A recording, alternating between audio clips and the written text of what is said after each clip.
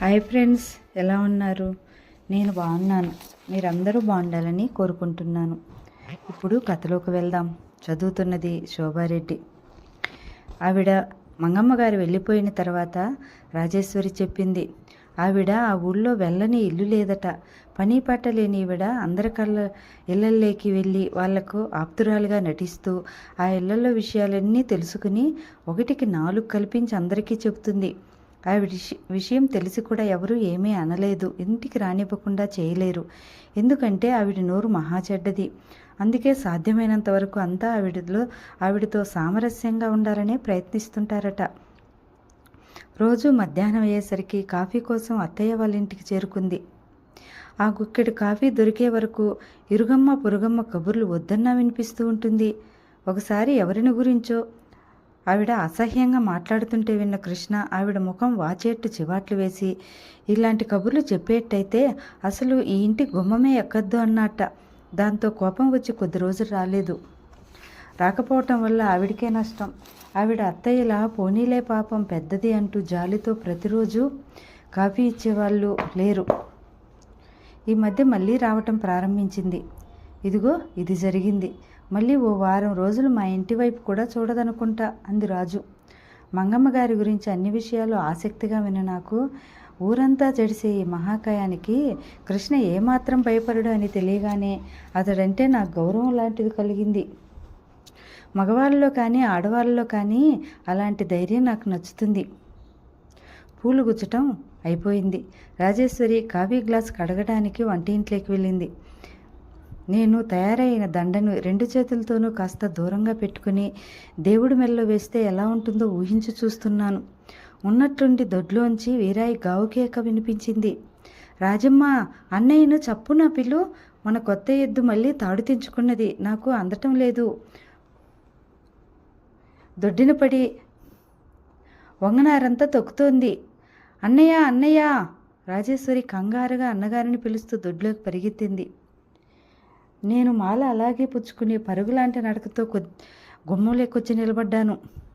బలిష్టంగా పొంకగా పొగరుగా ఉన్న ఎద్దు దొడ్డిన పడి వీరాయికి అందకుండా పరిగెత్తుతోంది.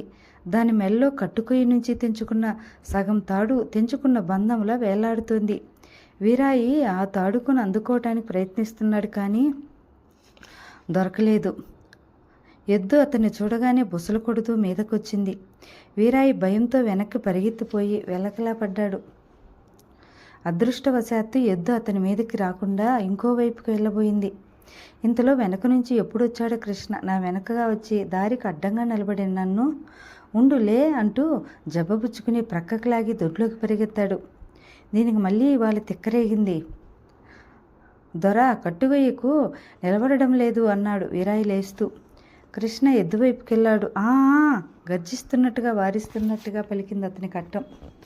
దాదా ఏదో వింత శబ్దాలతో పిలుస్తున్నట్టుగా ఆజ్ఞాపిస్తున్నట్టుగా అంటూ ఎద్దుకు దగ్గరగా వెడుతున్న కృష్ణని చూసి నేను రాజేశ్వరి చేయి గట్టిగా పట్టుకున్నాను. తనకెదురుగా బాగా దగ్గరగా వస్తున్న యజమానిని చూసి ఎద్దు కొమ్ము విసిరింది. కృష్ణ ఒడుపుగా ఒక చేత్తో దాని వీపు మీద ఆ కొమ్మును గట్టిగా పట్టుకుని ఎడం చేత్తో దాని వీపు మీద అదమాయిస్తున్నట్టుగా గట్టిగా 2-3 సార్లు చరిచాడు. అంతవరకు బుసలు కొడుతూ పోట్లగిత్తలా దొడ్డిన పడి పరిగెత్తుతున్న ఎద్దు కోపం తెచ్చుకున్న తల్లిని చూచి భయపడుతూ మారాం తగ్గించిన చిన్నపిల్లలా అయింది. కృష్ణ తాడు తీసుకుని పాకవైపు లాగాడు.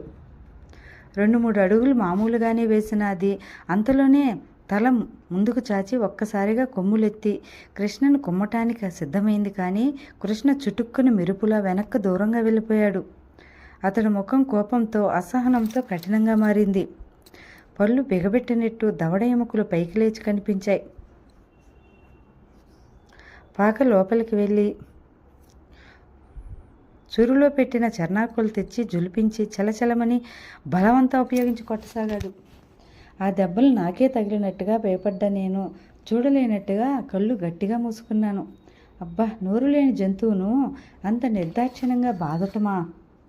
ఇలా తెంచుకోవటం ఇది 2వసారి అంది నా వెనక వచ్చి నిలబడిన అత్తయ్య. నేను మెల్లిగా కళ్ళు తెరిచి చూశాను. ధర్నాకోలో చేత్తో పట్టుకుని ఎద్దు తాడు పుచ్చుకుని లాక్కెళ్ళి కట్టుకొయ్యి కట్టేశాడు.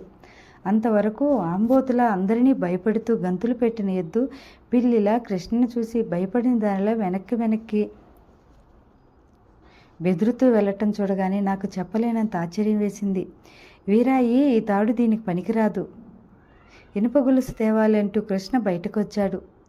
అతను నుదుట చెమటలు పట్టాయి. మనిషి కొద్దిగా ఆయాసపడడం కూడా కనిపించింది నాకు. నేను సంభ్రమాశ్చర్యాలతో అలాగే నిలబడి అతని వైపు నిస్సంకోచంగా చూస్తున్నాను. ఎంతో మామూలుగా కనిపిస్తాడు ఈ మనిషి. ఎంతసేపు తన పనేదో తప్ప ఇంకో గొడవేది పట్టించుకోనట్లుండే కృష్ణ ఈరోజు నాకు వింతగా కొత్తగా కనిపించాడు. అంటీ ముట్టనిట్టుండే అతని స్వభావం, దేని మీద ఆసక్తి లేనట్లు నిర్లిప్తంగా ఉండే అతని మనస్తత్వం గమనించిన నేను చాలాసార్లు అతన్ని జరుడుగాను మందమతిగాను భావించుకున్నాను. కానీ ఈరోజు సన్నగా పొడుగ్గా రెవటలా ఉండే అతనిలో అజ్ఞాతంగా ఎంత అద్భుతమైన శక్తి దాగి ఉందని కళ్ళారా చూసిన ఈ క్షణంలో నిజంగానే చెగుతురాలనే అయ్యాను. నోరు చెడ్డదని ఊరంతా భయపడే మంగమ్మ అంటే అతనికి లక్ష్యం లేదు. పొగరమోతుగొడ్డంటే బెదురు ఏమాత్రం లేకపోగా అలాంటి దాన్ని ఒడుపుగా వశం చేసుకుని నేను నేర్పు సాహసం ఉన్నాయి. సహజంగా మృదు మధురంగా ఉండే అతని స్వరం అవసరమైతే ఎదుటివారి నిశ్చేష్టులను చేసేటంత భీకరంగా గర్జించగలదు అని ఇంత క్రితం ఎద్దును పిలవటంలోనే చూశాను. తమ్ముణ్ణి చెల్లెలను చూసినప్పుడు ప్రేమను అనురాగాన్ని వర్షించే ఆ కళ్ళు ఒక్కోసారి ఆగ్రావేశాలు వస్తే నిప్పులు కురిపించగలవు. తనకు అయిష్టమైన దాన్ని ఖచ్చితంగా స్పష్టంగా నిర్మోహటమాటంగా తిరస్కరించగల మొండితనం కూడా ఉంది అతనిలో. క్షణం క్రితం మంగమ్మను మందలిస్తున్నప్పుడు అతని పట్ల నాకు ఏర్పడిన గౌరవం ఈ క్షణంలో రెట్టింపైనట్లుగా అనిపించింది. దాదాపు గంట తర్వాత అంత క్రూరంగా బాదిన ఎద్దుకి అతను స్వయంగా తన చేత్తో తౌడు ఉలవలు కలిపిన దానా ఆప్యాయంగా తినిపించడం చూసి నేను మరీ తెల్లబోయాను. అతని స్వభావం నాకు చిత్రంగా కనిపించింది. ఉదయం లేగదొడిని పట్టుకోవటంలో అతను చూపించిన ఆప్యాయత ఇంత క్రితం తాడు తెంచుకుని దొడ్డిన పడి మొక్కలను నాశనం చేసిందని కొత్త ఎద్దుని నిర్దాక్షిణంగా అతడు శిక్షించిన తీరు మళ్ళీ ఇప్పుడు పసిపాపకి కన్నతల్లి వెన్ను నిమురుతూ అన్నం తినిపించినట్టుగా దానికి ఆహారం పెట్టిన తీరుకి నేను ముగ్ధురాలనయ్యాను. ఇంత చెంతాను కూడా. ఈ ఇంట్లో పిల్లలందరూ ఇంత క్రమశిక్షణ ప్రవర్తించడానికి అసలు కారణం ఏమిటో హఠాత్తుగా నాకు ఇప్పుడు అర్థమైంది. పిల్లల్లో ఎవరో అన్నగారులు అజ్ఞాతంగా ఉన్న ఈ ఉగ్ర నరసింహమూర్తిని చూడడానికి ఇష్టపడరేమో. పిల్లలే కాదు, చివరికి మంగమ్మ కూడా అంతే. ఊరందరినీ భయపెట్టే మంగమ్మ కృష్ణుడి మనసు నొప్పించానేమోనని భయంతోనే వెళ్ళేటప్పుడు పెద్దదాన్ని ఏమీ అనుకోవద్దంటూ సగం క్షమాపణ కోరుకుని వెళ్ళింది. ఎంత మామూలు వ్యక్తి అతను, కానీ అంత అసాధారణమైన వ్యక్తిత్వం. మరుగున పడ్డ మాణిక్యం అంటే ఏమిటో నాకు ఇప్పుడు తెలిసొచ్చింది. మర్నాడు కాకుండా ఆ రోజు ఉదయం లేవగానే రాజేశ్వరి మామూలుగా ఇంట్లో తిరగలేదు. నాకు కాఫీ అత్తయ్య తెచ్చి ఇచ్చింది. రాజు, ఏమైంది అత్తయ్య అన్నాను నేను ఎదురెళ్ళి కాఫీ గ్లాస్ తీసుకుంటూ. దొడ్లో ఉంది అనేసి అత్తయ్య వెళ్ళిపోయింది. నేను కాఫీ తాగుతూనే వంట ఇంటి వైపు వచ్చాను. అక్కడ అత్తయ్య ఒక్కతే పనితో సతమతమవుతుంది. అత్తయ్యకి సాయం చేయకుండా రాజేశ్వరి పొద్దుటే పనివేళ దొడ్లో అరుగు మీద జేబురు మేల మీద ఎంబ్రాయిడరీ చేసుకుంటూ తీరిగ్గా కూర్చోవటం చూసేసరికి నాకు ఆశ్చర్యం వేసింది. ఇదేమిటి, అమ్మాయి గారు ఈరోజు ఇంత తీరిగ్గా ఇక్కడ కూర్చున్నారు? ఎవరి మీదనైనా అలక వహించారా అంటూ కాఫీ తాగుతూనే వెళ్ళి రాజేశ్వరి పక్కగా కూర్చోబోయాను. రాజేశ్వరి దూరంగా జరిగి కంగారుగా దూరం అంది. నేను నిలబడిన చోటే అలాగే ఆగిపోయి ప్రశ్నార్థకంగా చూశా. నేను 3 రోజుల సత్యాగ్రహంలోకి దిగా అంది నవ్వుతూ. నాకు అర్థమైంది, కానీ రాజేశ్వరి ఇలా అనుకోవటానికి వీలు లేకుండా దూరంగా ఎందుకుండాలో మాత్రం అర్థం కాలేదు. ఇందులో తాకరానిదేముంది? ప్రకృతి సిద్ధంగా స్త్రీకి ఎంతో సహజమైనది ఈ ఋతు కార్యక్రమం. ఇలా ఎడంగా కూర్చొని పలానా అంటూ నలుగురికి చాటి చెప్పడం ఏం బాగుంది? చిచ్చి, అసహ్యం కదూ. నాకైతే సిగ్గు కూడా వేసింది. పల్లెటూళ్ళ సనాతన కుటుంబాల్లో ఈ ఆచారం ఉంటుందని వినటమే తప్ప నేను ఇంతవరకు చూడలేదు. ఈరోజు స్వయంగా చూశాను. ఎందుకో కానీ నాకు ఈ ఆచారం నచ్చలేదు. ఈ రోజుల్లో పల్లెటూళ్ళు మాత్రం సామాన్యంగా ఉన్నాయా పట్నవాసానికి అవి ఎందులో తీసిపోతున్నాయి? విద్యుత్ వాడుతున్నారు, రేడియోలు పెట్టుకుంటున్నారు, సినిమాలు చూస్తున్నారు, వ్యవసాయ పద్ధతుల్లో కొత్త కొత్త పద్ధతులు నేర్చుకుంటున్నారు, మగాళ్ళు ఆడాళ్ళు క్లబ్బులు అవి పెట్టుకుంటున్నారు. ఏ విషయంలో వీళ్ళు వెనకబడి ఉన్నారు? నిజానికి అలాంటిది ఎంత ముఖ్యమైన ఇలాంటి చిన్న విషయంలో ఎందుకు మారరు? ఇన్ని విధాల కొత్త అలవాట్లకు లోనైన వీళ్ళు ఈ పాత విషయానికి స్వస్తి ఎందుకు చెప్పలేదో నాకు అర్థం కాలేదు. అయినా మన దేశంలో మనుషులు కాస్త విచిత్రమైన వాళ్ళనే చెప్పచ్చు. కొత్త విధానాలకు ఓ పట్టాన్ని ఎవరూ అలవాటు పడటానికి ముందుకు రారు.